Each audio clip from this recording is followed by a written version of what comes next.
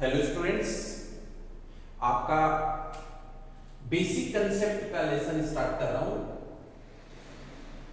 Basic concept of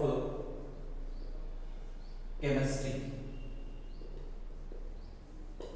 ये lesson आप शुरू कर रहे हैं। इसमें आपको सबसे पहले केमिस्ट्री की डेफिनेशन आनी चाहिए। What is the chemistry, chemistry का मीनिंग क्या है। इसलिए मैं आपको सबसे पहले ये केमिस्ट्री का मीनिंग बता रहा हूं। केमिस्ट्री नेचुरल साइंस की एक ब्रांच है जिसमें डिफरेंट टाइप के मेटल्स की स्ट्रक्चर, उनकी प्रिपरेशन मेथड्स, उनकी प्रॉपर्टीज और उनके यूजेस की स्टडी की जाती है।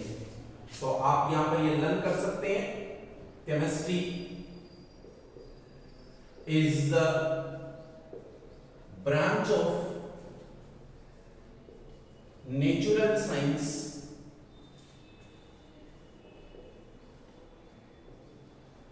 which is deals the study of structure of different types of matter,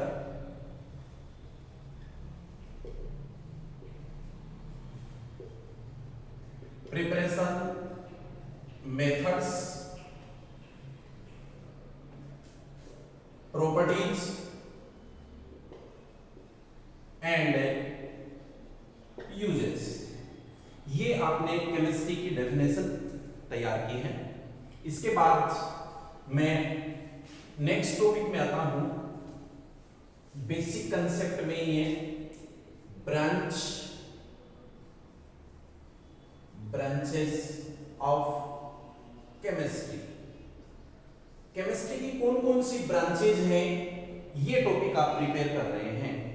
students, आपको सबसे पहले इसमें फिजिकल केमिस्ट्री पढ़नी है। ये मैंने हेडिंग बनाई है, नंबर 1 फिजिकल केमिस्ट्री। अब आप सबको ये पता भी रहना चाहिए कि फिजिकल केमिस्ट्री में हम किसकी स्टडी करते हैं, क्या स्टडी करते हैं। केमिस्ट्री की एक ब्रांच है जो किसको डील करती है, ये बात पढ़नी जरूरी है। तो आप इसमें ये लर्न रखा करें, स्ट्रक्चर ऑफ मैटर। कोई भी मैटर हो, सॉलिड, लिक्विड, गैस, इनमें किसी भी मैटर की जो स्ट्रक्चर है वो फिजिकल केमिस्ट्री में आती है। प्लस और क्या पढ़ते हैं इसमें, ये लर्न करिए, chemical changes on the basis of physical properties. Physical properties के बिहाफ पे जो केमिकल चेंजेस होते हैं उनकी स्टडी फिजिकल केमिस्ट्री में की जाती है। ये फिजिकल केमिस्ट्री एक ब्रांच हो गई है केमिस्ट्री की। इसके बाद मैं नंबर 2 सेकंड नंबर प्रिपेयर करवा रहा हूं, इनऑर्गेनिक केमिस्ट्री। इनऑर्गेनिक केमिस्ट्री में आप क्या पढ़ते हैं, ये लर्न करिए। आप सबको ये पता रहना चाहिए कि जो एलिमेंट्स होते हैं, एलिमेंट्स और उनके जो कंपाउंड्स होते हैं उनकी स्टडी, और इनके मिनरल्स, एलिमेंट्स एंड मिनरल्स की स्टडी हम इनऑर्गेनिक केमिस्ट्री में करते हैं। इन मिनरल्स के कंपाउंड्स और इन एलिमेंट्स के कंपाउंड्स, सभी टाइप की प्रॉपर्टीज हो, इनकी प्रिपरेशन मेथड्स हो, ये सब स्टडी अपन इनऑर्गेनिक केमिस्ट्री में करते हैं। बट स्टूडेंट्स, आपको यहां पर ये भी याद रखना है कि जब कोवेलेंट कार्बन एलिमेंट की बात आए, कोवेलेंट कार्बन एलिमेंट, इसकी स्टडी इस ब्रांच में नहीं की जाती है। कोवेलेंट कार्बन एलिमेंट और इनके कंपाउंड्स की स्टडी हमें नेक्स्ट दूसरी ब्रांच हो जाती है जिसको बोलते हैं ऑर्गेनिक केमिस्ट्री। इसलिए थर्ड नंबर आता है। नोट, मैंने इसके अंदर ये बता दिया कि ये एक्सेप्ट है, यहां पर इसकी स्टडी नहीं होती, बाकी सब ये स्टडी इनऑर्गेनिक केमिस्ट्री में करते हैं।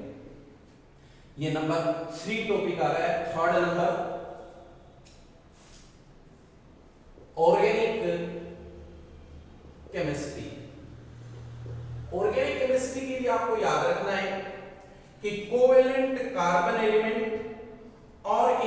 Carbon elements, covalent carbon elements के कंपाउंड्स जैसे हाइड्रोकार्बन्स, इनकी स्टडी हम ऑर्गेनिक केमिस्ट्री में करते हैं, जिसको अपन कार्बनिक केमिस्ट्री भी बोलते हैं।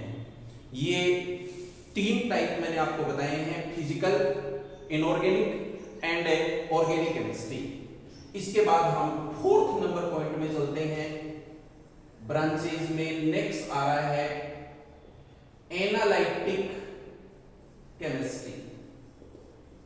एनालिटिक केमिस्ट्री में हमें एनालिसिस करना है, क्वांटिटी का एनालिसिस करना है, प्रोडक्शन के अमाउंट की एनालिसिस करनी है, या रिएक्टेंट की क्वांटिटी का एनालिसिस करना है। तो एनालिटिक केमिस्ट्री में ये नाम इंपॉर्टेंट होगा, आप इस टाइप से तैयार कर सकते हैं। एक तो क्वांटिटेटिव और एक अमाउंटेबल स्टडी जो होती है, ये हम एनालिटिक केमिस्ट्री में करते हैं। फॉर एग्जांपल, एयर पोल्यूशन में कौन सी गैस की अमाउंट कितनी है, इसका डिटरमिनेशन करना है, इसका प्रैक्टिकल किया जा रहा है। आप जैसे अपन अभी वाटर ड्रिंक कर रहे हैं, वाटर में कितना फ्लोराइड है, तो फ्लोराइड की अमाउंट का एनालिसिस करना, उसकी क्वांटिटी का एनालिसिस करना, ये एनालिटिक केमिस्ट्री डील करती है। जब कभी भी किसी भी केमिकल के क्वांटिटेटिव स्टडी की जा रही है, वॉल्यूमेट्रिक स्टडी की जा रही है, वो एनालिटिक केमिस्ट्री बोली जाती है। नंबर 5th नंबर है इंडस्ट्रियल केमिस्ट्री। इंडस्ट्रियल केमिस्ट्री किसको डील करती है, ये बात आपको पढ़नी है। देखिए स्टूडेंट्स, अपने को पता है कि जब कोई भी केमिकल या सब्सटेंस या मटेरियल का प्रोडक्शन हो रहा है और वो छोटी अमाउंट में अपन जब कर रहे हैं, तब तो इंडस्ट्री की जरूरत नहीं है। जैसे मान लो कि हमें आइस की जरूरत है, हम फ्रिज खोलते हैं और उसमें से आइस निकाल लेते हैं, ये अपनी छोटी अमाउंट थी, छोटी रिक्वायरमेंट थी। बट जैसे आइस का प्रोडक्शन बहुत बड़े अमाउंट, बड़े लेस पर्पस में करना है, तो फिर उसके लिए इंडस्ट्री की जरूरत है। ऐसे ही सभी केमिकल्स के लिए है, तो उसके लिए हमें डिफरेंट टाइप्स के प्रोसेस अप्लाई करने पड़ते हैं, उनके लिए फैक्ट्रीज खोलनी पड़ती हैं। तो केमिकल्स बनाने के लिए जो इंडस्ट्रियल केमिस्ट्री है, वो किसको डील करती है, ये आप ऐसे समझ सकते हैं। देखिए मैंने नोट किया है, modernization of different process, different process जो होते हैं उनका मॉडर्नाइजेशन करना है। किसके लिए करना है? For a requirement of human being, व्यक्ति की आवश्यकता, अपनी आवश्यकता के अनुरूप अपने आप ही प्रोडक्शन बढ़ता जाएगा, कम होता जाएगा, उसके अकॉर्डिंग इंडस्ट्री बनती है, वो इंडस्ट्रियल केमिस्ट्री होती है।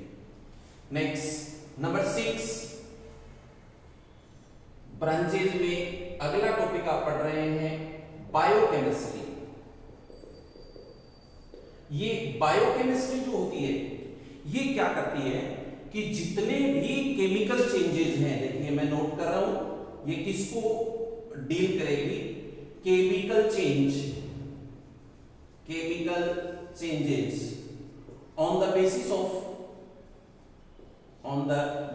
ऑफ बायोलॉजिकल प्रोसेस बोल दीजिए, फैक्टर्स बोल दीजिए। बायोलॉजिकल फैक्टर्स के बिहाफ पे जो केमिकल चेंजेस होते हैं वो बायोकेमिस्ट्री में पढ़े जाते हैं। नंबर 7, इससे अगला टॉपिक बन सकता है एग्रीकल्चर केमिस्ट्री। एग्रीकल्चर केमिस्ट्री किसको डील करती है? ये एक इंपॉर्टेंट फैक्ट इसलिए बनता है क्योंकि एग्रीकल्चर में प्लांट्स भी आ गए, तो फिर सोइल भी आ गए, इनके अलावा सीड्स हो गए, या फिर जैसे फर्टिलाइजर्स होते हैं या केमिकल्स होते हैं जिनका अपन यूज करते हैं प्रोडक्शन इंक्रीज करने के लिए। इसलिए आप इनको ऐसे लर्न कर सकते हैं। देखो soil, components of soil, soil और सॉइल के कंपोनेंट्स। कंपोनेंट्स का मतलब उसके अंदर कौन कौन से कंपोनेंट हैं जो कि उन प्लांट्स के लिए सुटेबल हैं या नहीं है, या फिर मैं इसमें बोलूं different types of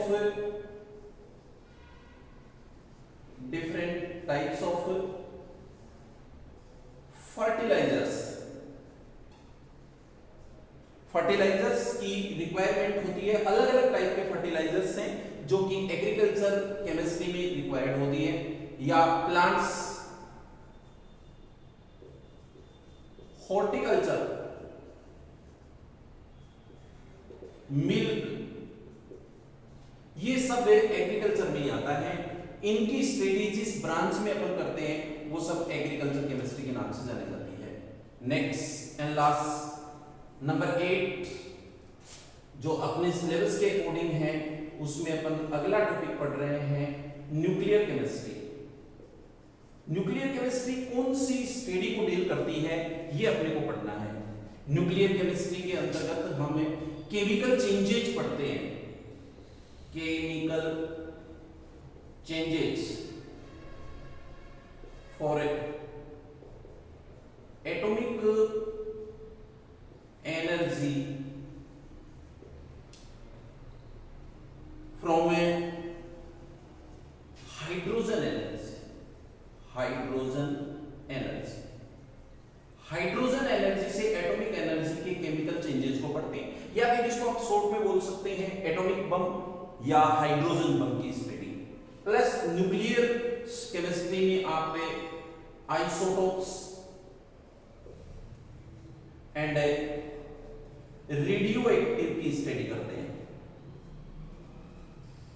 nuclear fusion and nuclear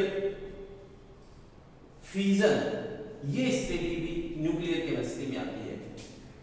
इस टाइप से मैंने आपको ब्रांचेज ऑफ केमिस्ट्री का एक टॉपिक प्रिपेयर करवाया है। इससे पहले आपने केमिस्ट्री की डेफिनेशन प्रिपेयर की है, और अब अपन एक नए टॉपिक में एंटर करते हैं इसी बेसिक केमिस्ट्री में।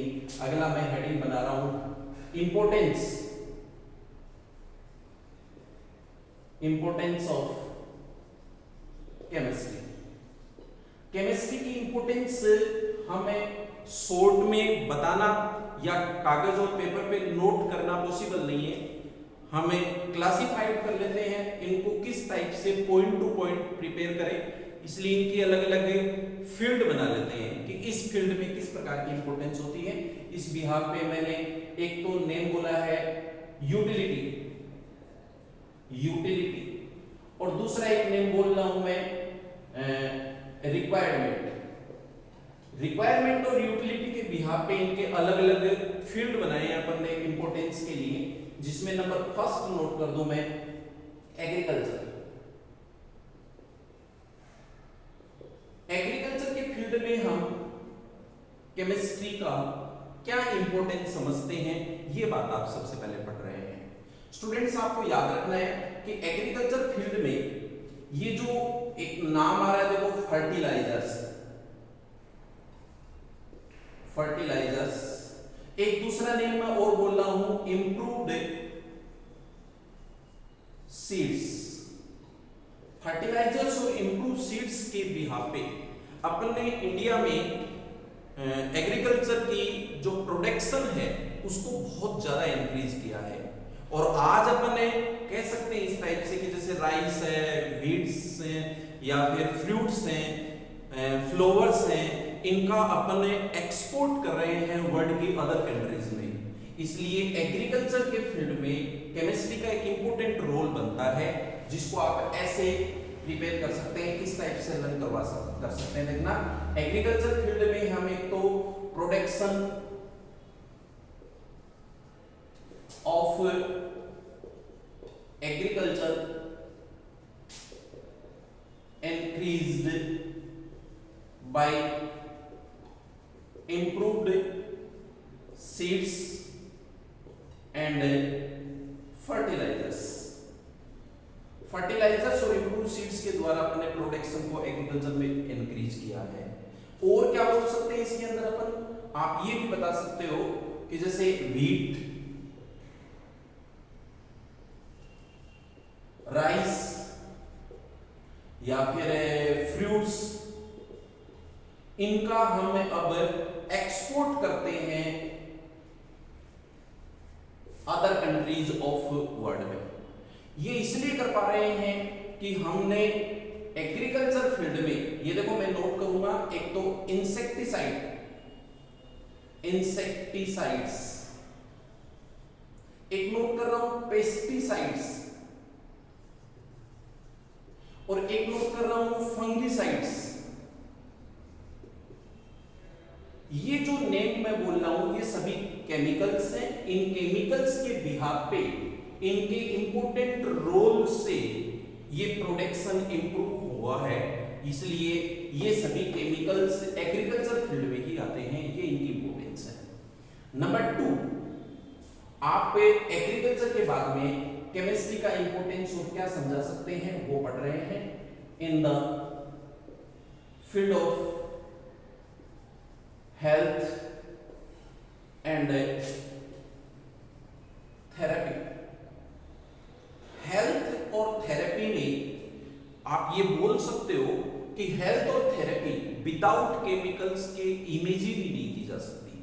ये टोटल केमिकल्स ही होते हैं, चाहे आप इनमें आयुर्वेदा पढ़े या फिर होम्योपैथी पढ़े या फिर एलोपैथी पढ़े। आयुर्वेद, होम्योपैथी या एलोपैथी, ये सभी केमिकल्स ही होते हैं, और केमिकल्स के बिहाफ पे ही हम हेल्थ और थेरेपी को कंट्रोल कर पा रहे हैं, इनसे हम इंप्रूव कर पा रहे हैं। ये केमिकल्स इस फील्ड में ज्यादा रोल फेस करते हैं। हो सकता है कई बार कुछ केमिकल्स ऐसे होते हैं जो बॉडी को सूट नहीं करते हैं, जिनका अदर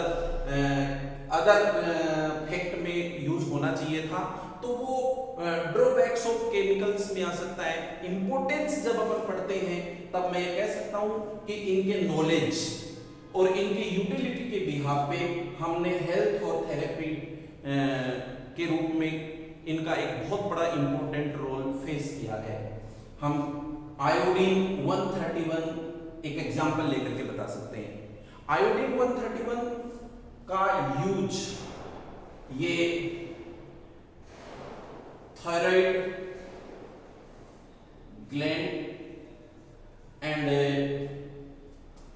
ब्रेन ट्यूमर इसमें करते हैं। इसी टाइप से जैसे रेडियम और कोबाल्ट का यूज भी हम कर रहे हैं ट्रीटमेंट फॉर कैंसर के ट्रीटमेंट में हम इसका यूज कर रहे हैं। तो ये सब एक साथ में सभी केमिकल्स बता पाना पॉसिबल नहीं है, इसलिए हमने इनके फील्ड बनाए हैं कि एग्रीकल्चर फील्ड के बाद में हेल्थ और थेरेपी फील्ड है, वो भी केमिस्ट्री पर ही डिपेंड करती है, केमिकल्स पर ही डिपेंड करती है। नंबर 3, थर्ड आप बता सकते हैं इंडस्ट्रियल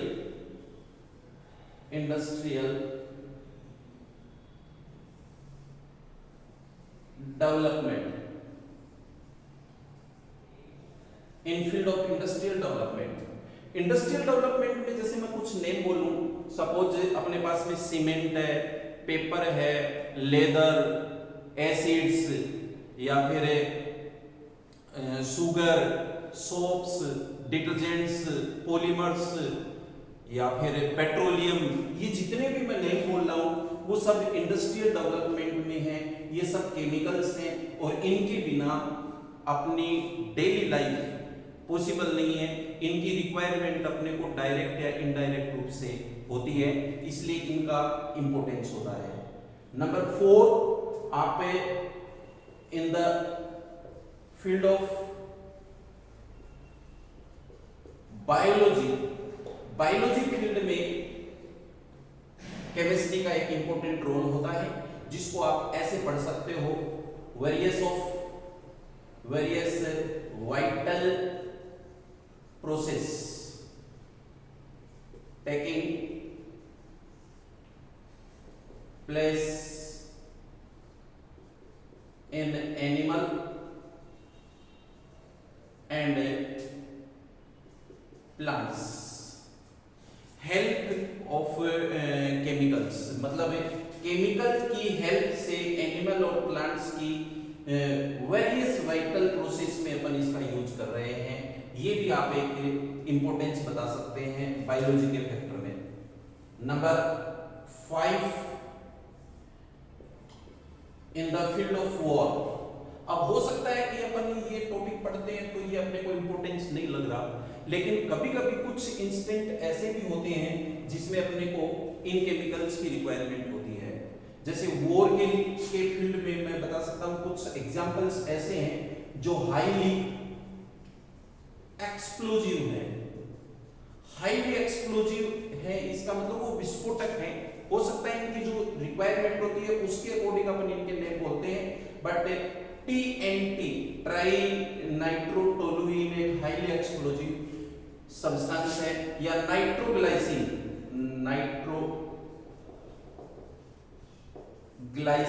ये भी एक एक्सप्लोजिव है। इस टाइप से हम कुछ ऐसे भी एग्जांपल्स ले सकते हैं जो पॉइजनस है। पॉइजनस गैसेज में जैसे एक तो आप मस्टर्ड गैस बोल सकते हो, मस्टर्ड गैस, या फिर फोजिन एक पॉइजनस गैस है, या मैं इसी के समान एक दूसरा नेम और होता है लिविसाइड भी एक पॉइजनस गैस है। आपने वॉर के फील्ड में केमिकल्स का टॉपिक पढ़ा है, और इसके अलावा भी अदर फील्ड भी हो सकते हैं।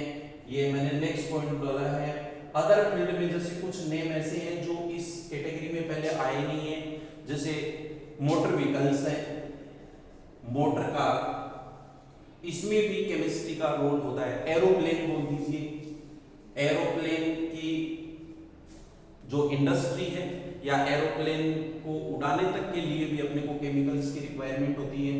मैं इसके अलावा बता सैटेलाइट्स या रॉकेट्स, ऐसे बहुत से नेम आ सकते हैं जो अदर फील्ड में आ रहे हैं।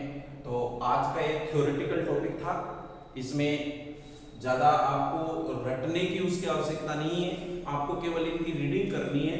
नेक्स्ट जो क्लास आपकी आएगी उसमें एक तो ड्रॉबैक्स ऑफ केमिकल्स बताएंगे, छोटा सा टॉपिक, उसके बाद में मेन टॉपिक स्टार्ट हो जाएगा बेसिक कंसेप्ट ऑफ केमिस्ट्री का, उसको मैटर के हेडिंग से अपन स्टार्ट करेंगे। Thank you students, have a nice day.